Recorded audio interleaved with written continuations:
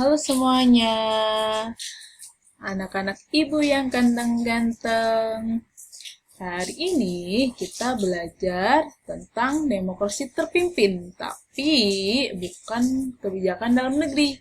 Ini kita bahas kebijakan luar negeri. Loh, kok kebijakan luar negeri? Padahal ini kan ngomongin Irian Barat. Tapi, ya, kenapa saya bilang kebijakan luar negeri? Karena upaya pembebasan Irian Barat ini berkaitan erat dengan negara-negara lain. Ayo, tebak, negara apa kira-kira? Benar ya, negara Belanda gitu. Dan ada beberapa negara lain gitu ya. Kemarin kalau kita bahas mengenai upaya atau kebijakan dalam negeri gitu ya. Contohnya ada pembubaran konstituante karena dia itu gagal membentuk undang-undang baru.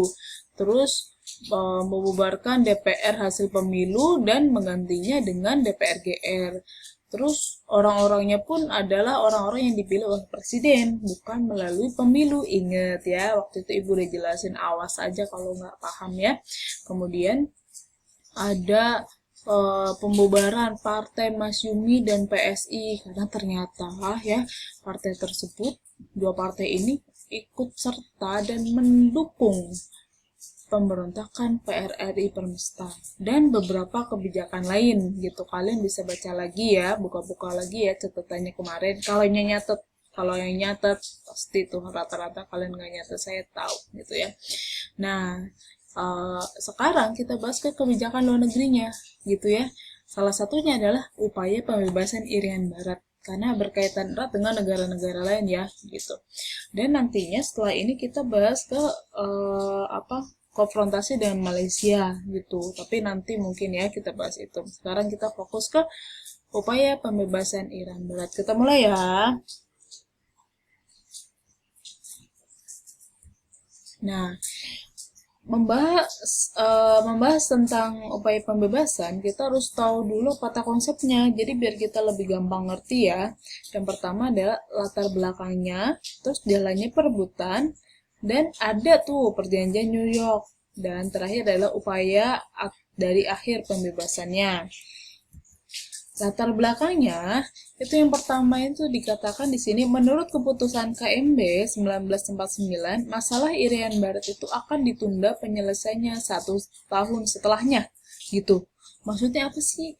Jadi ya, sesuai perundingan KMB, itu salah satu poinnya adalah mengenai Papua, mengenai Irian Barat gitu, dimana Irian Barat itu akan diselesaikan 1 tahun mendatang. Jadi logikanya itu tahun berapa? Iya benar, 1950. Karena KMB kan 1949 ya, gitu. Tapi ternyata ya, dari tahun 50 sampai berakhirnya demokrasi liberal kemarin ya 1959 itu sulit sekali mengembalikan Irian Barat.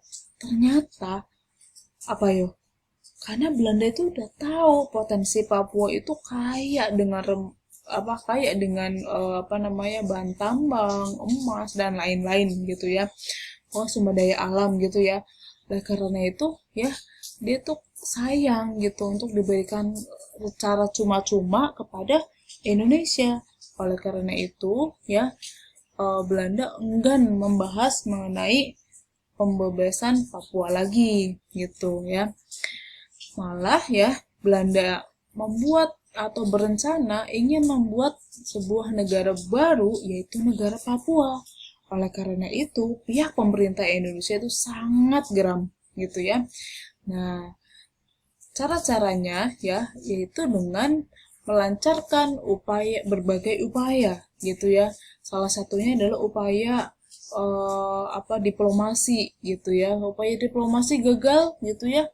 Kemudian upaya yang lebih keras lagi yaitu seperti ya di situ ditulis pembekuan beberapa perusahaan Belanda hingga melarang maskapai Belanda untuk mendarat di Indonesia gitu ya.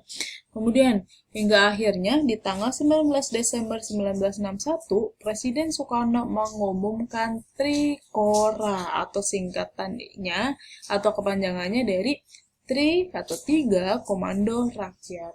Trikora ini apa sih isinya? Nanti ya bisa jelasin ya.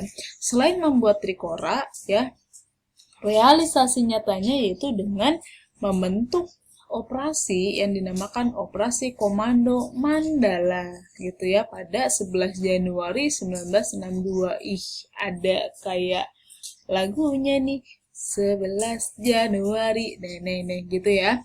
Nah, Mayor Jenderal Soeharto dianggap sebagai panglimanya. Jadi ketua dari Komando Mandala ini adalah Jenderal Soeharto. Gitu ya.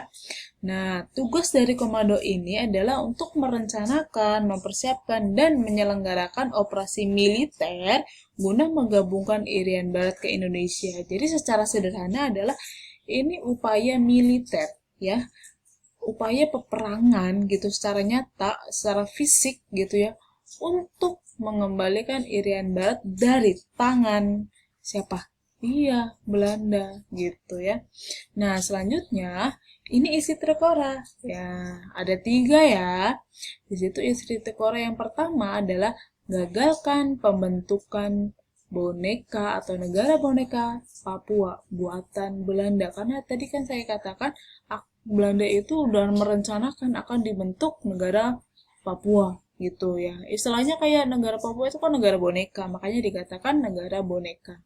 Yang kedua adalah kibarkan sang merah putih di Irian Barat. Karena pada dasarnya dari dulu ya, Papua kan udah masuk ke Indonesia dan menyatakan bergabung dengan kerajaan-kerajaan di Nusantara, bukan bagian dari Belanda gitu ya. Jadi benar-benar harus mengembalikan atau merebut kembali Papua ke Indonesia gitu. Yang ketiga adalah bersiap untuk mobilisasi umum. Mobilisasi itu kayak pergerakan gitu. Bergerakan secara nyata, secara militer guna mempertahankan kemerdekaan dan kesatuan tanah air dan bangsa gitu. Ini adalah Trikora. Jadi pedoman untuk membebaskan Papua itu ada 3 gini ya. Ingat ya. Terus yang selanjutnya adalah jalannya perebutan gitu ya. Jalannya perebutan ini ternyata sebelum komando Mandala ini bertindak, jadi kan perlu persiapan nih sebelum langsung ke sana. Itu ternyata operasi yang kapal-kapal Indonesia yang sedang beroperasi di sana itu digempur oleh pihak Belanda. Nah, gempurnya ini dinamakan Pertempuran Laut Aru gitu ya. Jadi pihak kita diserang oleh pihak Belanda pada 15 Januari 1962. Tadi dibentuk tanggal 11 Januari ya. Terus ada di tanggal 15-nya itu 1962. Nah, di bulan Februarinya ini ya, 1 bulan setelahnya baru Komando Mandala mulai menggerakkan kesatuan laut. Jadi perlu beberapa persiapan, makanya sampai sebulan gitu ya. Jadi perlu persiapan yang matang untuk menghadapi Belanda. Oleh karena itu ya, setelah semuanya siap, baru melakukan penggerakan ke Papua. Oleh karena itu ya, kita tahu sendiri karena udah siap ya, ternyata pihak Belanda kalah di situ gitu ya. Jadi berhasil merebut beberapa tempat, salah satunya itu ada di daerah Teminabuan itu di Sorong Selatan. Nah, ini kronologi pertempuran Laut Aru ya. Laut Aru tuh 15 Januari 1962 gitu. Itu ada peta Papua ya, di situ ada Laut Arafura atau biasa dikatakan Aru atau Arafuru gitu, sama aja ya, jangan bingung ya. Nah, awal mulanya itu di tengah Laut Aru ya, itu ada iring-iringan kapal MTB. Nah, kapal MTB itu berarti kapal Indonesia ya dipergoki oleh pesawat Neptune Belanda. Jadi dari atas tuh ketahuan gitu ya. Tadi sudah intai gitu. Dan sejak bertolak dari Pulau Ujir gitu, ada pulau kecil ya di sekitar Papua.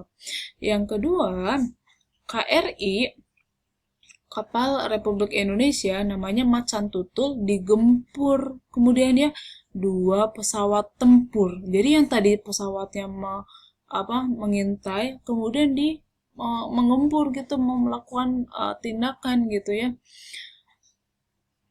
Dan 2 kapal perusak Belanda. Selain digempur oleh pesawat, ternyata ada 2 kapal perusak Belanda gitu ya. Jadi benar-benar membuat kapal Macan Tutul kewalahan gitu. Oleh karena itu ya, tokoh Komodor Indonesia dan salah satu kapten itu meninggal gugur ya, namanya Yosudarso dan Kapten Wiratno. Jadi kita harus harus mengingat beliau ya. Beliau itu sampai meninggalkan keluarganya, meninggalkan sanak saudaranya gitu untuk mempertahankan wilayah Papua gitu ya. Jadi mari kita berdoa setelah itu gitu ya. Kemudian ini tahap akhirnya gitu. Karena beberapa kali pihak Indonesia menang, kemudian pihak Belanda menang juga gitu kan. Di sini terjadilah perjanjian New York gitu, di mana ya ada salah satu tokoh diplomat Amerika namanya Bunker ya, itu mengusulkan ya. Di situ ada beberapa usul dari Bunker. Yang pertama ada Belanda menyerahkan Irian Barat kepada Indonesia melalui sebuah badan PBB namanya UNTEA. Jadi badan ini dibentuk khusus untuk menangani Papua gitu ya. Kemudian pemberian hak bagi rakyat Irian Barat untuk menentukan pendapat tentang kedudukan Irian Barat, namanya hak PEPERA, penentuan pendapat rakyat, istilahnya kayak pemilu gitu. Jadi Papua itu mau masuk Indonesia atau mau gabung Belanda gitu ya. Nah, ini dari delegasi atau perwakilan dari perjanjian New York. Kalau dari perwakilan Indonesia namanya Subandrio ya, selaku Menlu ya dari RI. Nah, dari Belanda namanya Van Rooyen dan Schurman gitu. Ini dari Belanda. Nah, dari pihak penengahnya dari Sejen PBB. Jadi PBB di sini ikut campur ya gitu, karena menangani konflik dari 2 negara. Nama Yutan ini adalah diplomat Myanmar ya. Dan Els Bunker ini tadi yang saya katakan adalah diplomat Amerika. Bentar.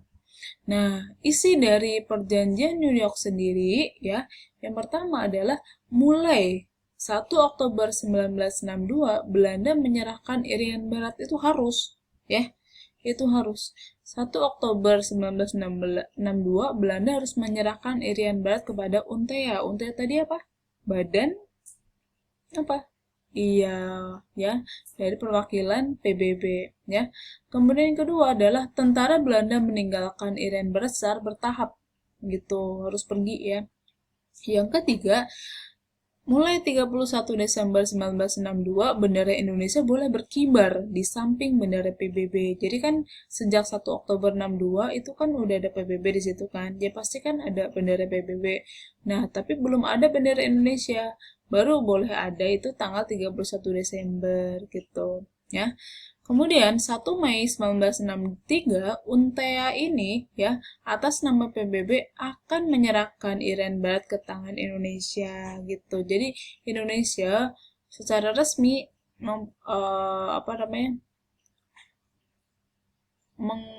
punya atau Papua kembali ke Indonesia secara resmi itu tanggal 1 Mei 1963 gitu.